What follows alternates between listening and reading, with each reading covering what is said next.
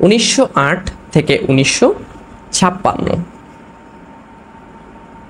পিতৃর প্রদত্ত নাম প্রবোধ কুমার বন্দ্যোপাধ্যায়।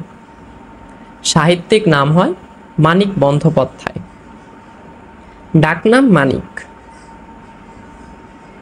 জন্ম ও পরিচয়। তিনি 1908 সালে 9 মে ভারতের বিহার রাজ্যের সাঁওতাল পরগনা জেলার দুমকা শহরে জন্মগ্রহণ করেন। তার পিতার নাম হরিহর বন্দ্যোপাধ্যায়।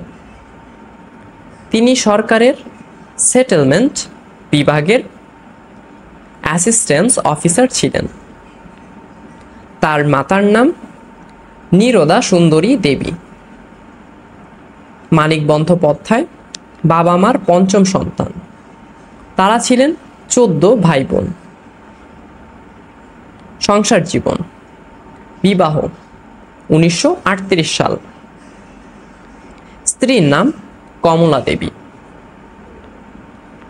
সন্তান 4, 2 পুত্র 2 কন্যা।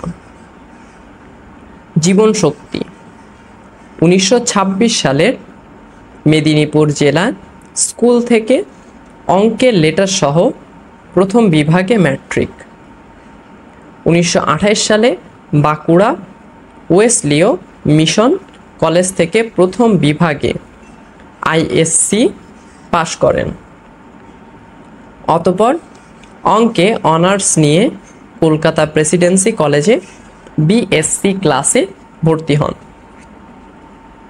কিন্তু তিনি পড়াশোনা শেষ করতে পারেননি। সো এটাই ছিল মূলত আজকের ভিডিও।